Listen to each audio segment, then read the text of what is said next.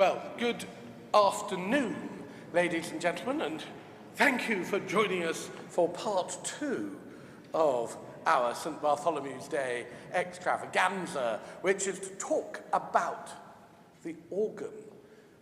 One of the things that became very clear when I was preparing the little booklet that you might have seen for our electoral roll renewal campaign, as different people talked about what had moved them to come to St. Bartholomew the Great and to stay at St. Bartholomew the Great, was how often the music was repeated.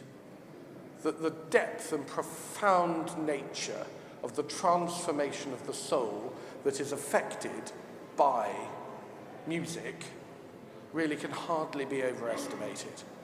That profound way in which music works on the soul is so important to this church and is really a tribute to Rupert and the choir and both the work that they put in and have put in over decades to bring themselves to this point of musical perfection, but also the imagination that particularly Rupert has when a mad rector comes along with a mad idea and says, could we have an evensong in French, or whatever else I might throw at him. But he's always got a wonderful way of working out how to get the right pieces of music to frame the services in exactly the right way.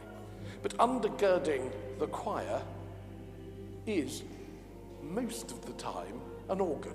Occasionally it's a harp, but most of the time it's the organ.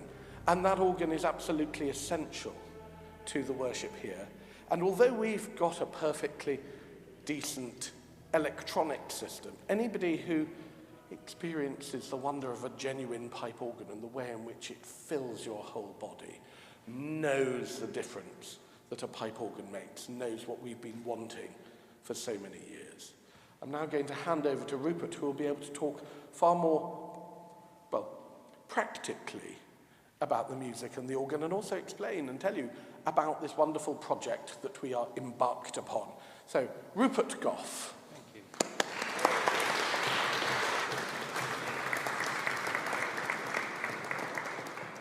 Thank you, Father Marcus, and I hope you can hear me clearly. I'm aware that nobody should stand in the way of somebody and their lunch, so I will keep this as brief as I can. But, however, James and I will be here for a while to answer all of those interesting questions that you might have. However, this is a very, very significant occasion.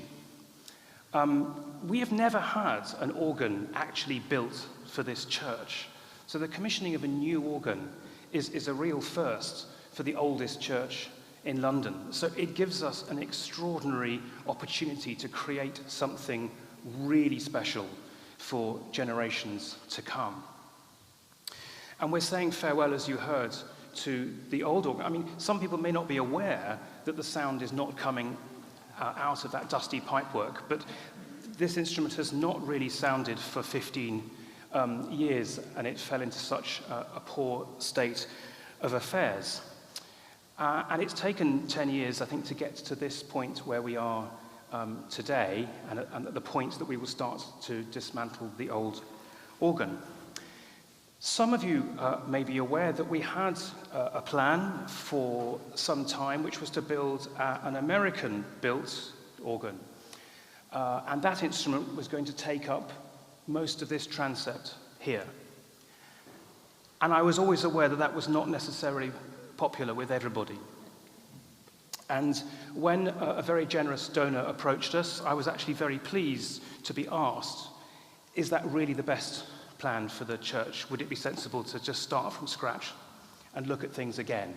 And I'm very grateful that we have done that, so that we really feel confident now that we have the best possible plan, which is to take a look again at what we have got and to see if we can create the organ that we want without making too much visual change. So at the same time, we need to acknowledge that we need quite a lot from our organ. We need an organ that can accompany a huge variety of repertoire that you hear us perform, and whether that's with our smaller professional choir, or once a month with our Evensong in the City choir that numbers 50 to 60, and they make a terrific sound. And you, the congregation, make a terrific sound as well. We need an instrument that can support the whole congregation, the whole church when it's full at Christmas, or even full today. We need to be able to accompany the choir if they're at the altar, and yet the organ's over there. We sing the Angelus. We want to be able to accompany the clergy when they sing the Angelus.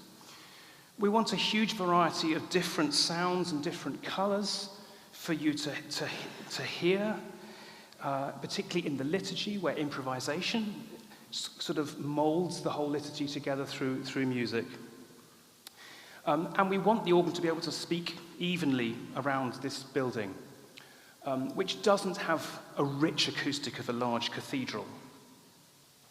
So we look back at this old organ. So this organ came from another church. It came from St. Stephen's, Walbrook, at the end of the 19th century. It arrived without a case. The church clearly liked the case but didn't like the contents of the organ, so they sold the organ here. And Aston Webb designed the screen and the gallery that cleverly emerges out of the screen, and then designed the organ case to stick on the front of it. And it does make one very complete item of furniture. However, it's not ideal, and Aston Webb had never designed an organ before, and he breaks a few of the rules of really good organ case design. If you look at the rather sad-looking pipes, they're a bit sad because they literally are frowning at us with a sad face. We're going to change that. It's much better when you look at an organ and the pipe mouths are shaped this way, and the organ appears to smile at you.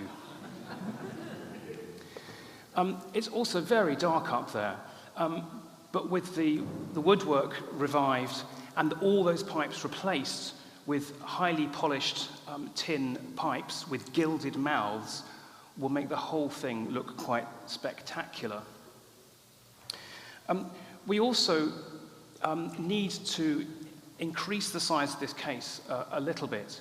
It's very, very cramped in there. I don't recommend that anybody tries to get in that organ to tune it, because it's incredibly dangerous. It's been expanded and expanded over years without much consideration for how you actually can fit in it. So we are going to build towers for the pedal pipes on either side. So the little leaflet that you should have been given today shows you the drawing of the organ case as it will be, and it adds these extra pipes at the sides and actually completes the design of an organ case in a traditional sense, where you traditionally have the larger pipes at either side rather than in the middle. That really helps the sound to come out, and we're also able to do it in a way that we don't have to alter the gallery, which is significant because there were talks about having to make this gallery larger. And the advantage of widening the organ a little bit at the back is that at the moment, again, you can't see this, but the pipework goes almost right up to the roof in that black hole. And there's an angel up there that's invisible. Now, we want to get that angel as the crowning glory of the organ. We want to be able to see that angel. We're hoping somebody might suggest that they might sponsor gilding that angel. I'll just drop that one there. And without pipework behind it, we're going to see again the rose window that's been covered for 150 years, which you cannot see. You'll see it on the outside of the building, it's there. So where we will cover up the small lancet windows, we will reveal the rose window at the top. So I'm going to come back to the old organ in a moment. So all our organ builders that we spoke to were very keen to try and spread the sound around the church. And there's only a certain amount of pipework that we can fit in that space without completely changing that gallery. So the idea arose to put some of the pipework hidden in these triforium. That allows us to place some pipework hidden in this furthest space in the triforium to create an antiphonal organ. This will allow us to accompany the clergy or the choir, anybody in the sanctuary area, as well as providing some really interesting ethereal effects in our organ music. We need a bold tuba. Everyone likes to hear the tuba, especially at Christmas, and leading the carol singing, which will be hidden up here, along with the French horn. And some of the pedal pipes, the really, really deep low pedal pipes that won't fit anywhere else, can lie down up there, all hidden. And in this space here, we will create another division for the organ to help accompany the choir and accompany the congregation, where there isn't enough space here. You may be aware that the sound that you hear from the electronic organ comes from up here. All the loudspeakers are up here. And so we know that the sound works very well in the building in that way. And to control all of this, we're going to have the organist's console downstairs where James plays at the moment, rather than up in the organ. We've had 15 years with the organist with us, and it makes such a difference to be, I'm sure James will tell you, to be feeling like you are a member of the congregation in the service, and the communication between us is so much easier. The new console is going to be designed so it's very traditional at the back, and we've asked them to base it on the pulpit, the shape and design of the pulpit in the screen. So it would look a little bit like that from this side, and then on the inside, much more high-tech. And this will be a very traditional sounding organ, but the most electronically advanced organ in the UK at the moment. On the continent, these consoles, these organs are in all the concert halls and large cathedrals and churches. A lot of that technology has not reached this country yet. So this will be quite significant. And again, if you ask James afterwards, he'll very enthusiastically tell you all the things that he could do with a new instrument. So turning back to our old organ, it's time to say farewell. Now, so we are keeping the casework, the oak casework, those dull front pipes, which don't actually really they don't do anything, and they don't even look pretty. So they're going. The only pipework we're keeping is some big wooden pipes that are down the side, which are historic 19th century pipes, and we are keeping those. They are well worth keeping. The best of anything that was still in that organ has already gone. It went to Shrewsbury Abbey, so if you want to hear it, go to Shrewsbury Abbey. It helped them to complete their organ, which was the same builder. So we're grateful that actually we have recycled what we can. But we've got to the point now where there's nothing, I'm afraid, worth keeping. So during September, this will be taken down. The case and those pipes goes to Germany. And we will, for the first time, see that restoration stone wall for 150 years or more. And that gives us the opportunity to see what little bits of restoration and everything else we need to do before the organ comes back.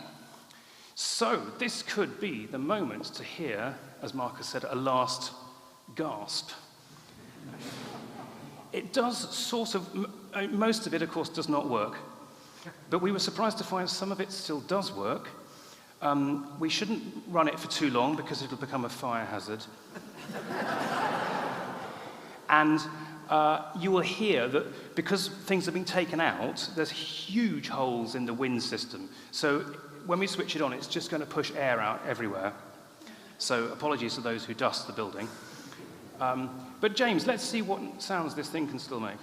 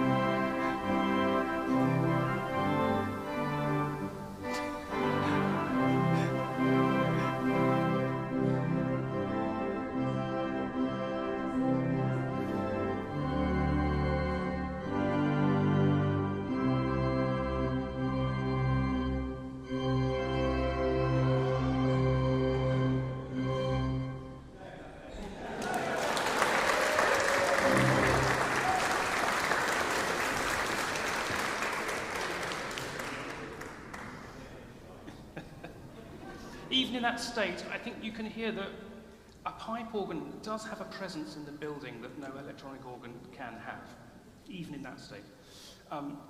But I can certainly hear that once we start to add to that sound, with additionally sound coming from the sides, will create quite an extraordinary effect in the room.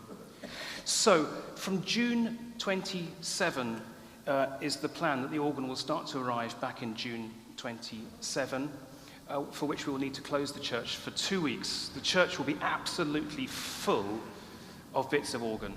This organ has at least 5,000 pipes, from that small to really quite large. So there's a lot of construction work to do. That lasts for 2-3 months. Then the long work continues for quite a long time of voicing. And this is like a dark art. I mean, it's like the most amazing chef who can take different ingredients, and somehow these flavors can all interact with each other in very different ways. And we've chosen this particular company because of their skill at voicing.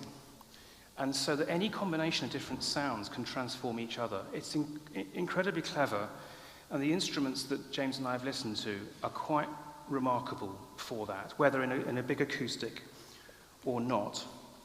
So there is many months of voicing and tuning before hopefully the organ's complete for Annunciation, our big church feast, in 2028, and for Easter in 2028.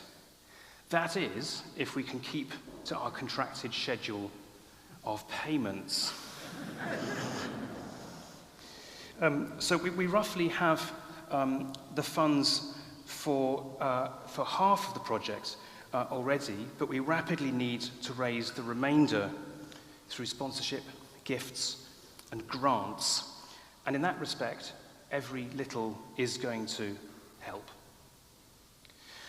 We've commissioned this firm of Euler in Germany.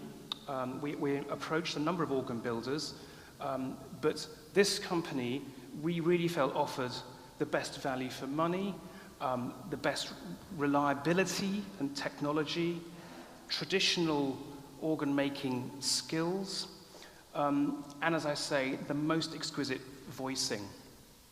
They're near Dresden, so what was East Germany, so for that reason they've not been as well known as they are starting to now. But they have got instruments all over the world, including China now, and one instrument, relatively new instrument in the UK, which is in Oxford in Magdalen College, which we've played, and it sounds so beautiful. There will be an opportunity, we hope to invite members of the congregation to come over to Germany, if you like, when the organ is being put together in the factory, and to see, probably around Easter 27, to see how these instruments are built, hand-built. It is truly remarkable.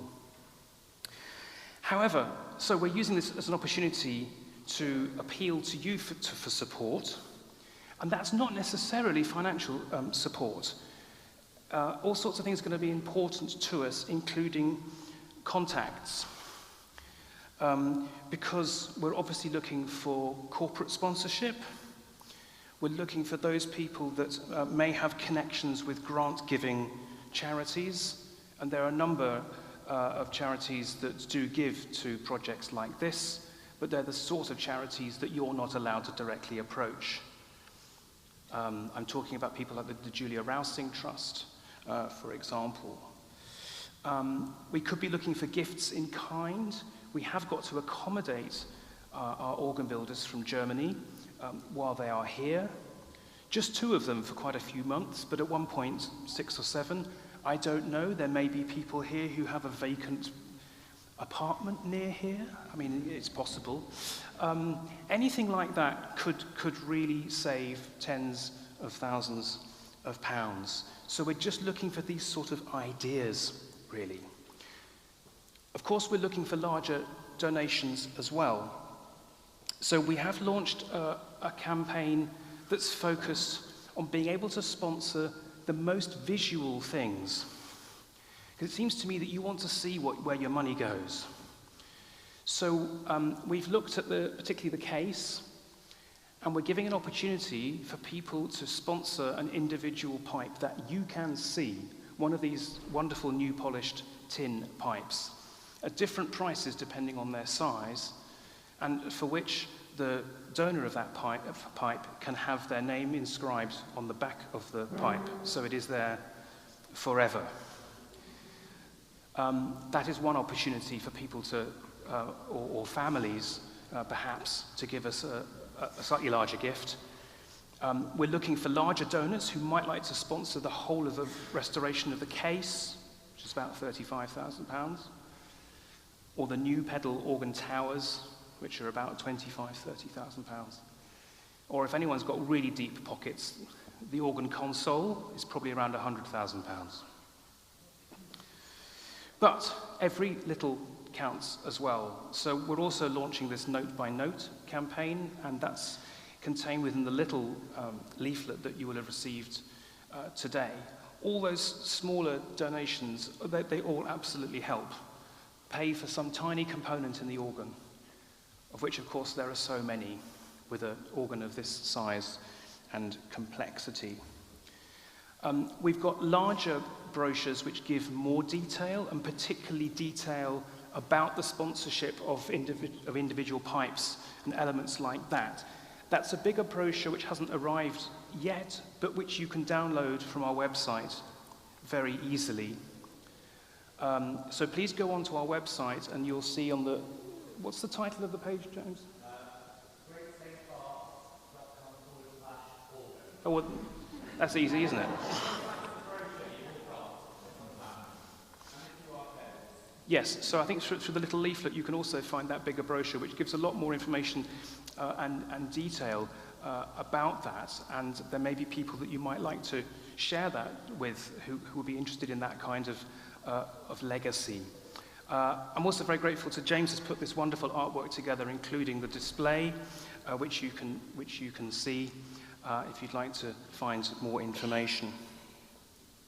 So this is the culmination of not just one single vision. This is not just my vision, but this comes from nearly 2 years of research, consultation with distinguished musicians, architects, all sorts of stakeholders.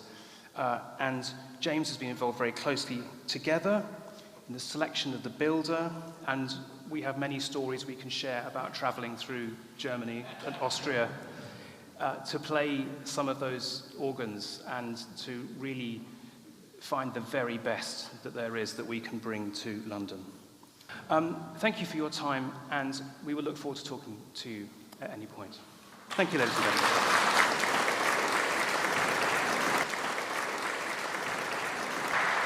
Before you go, I am delighted to report that the gilding of the angel has already been donated as a result of your talk.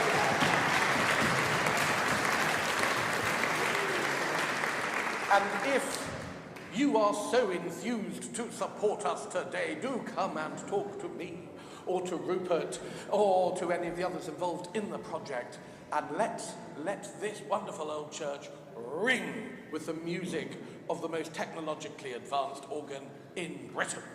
Thank you.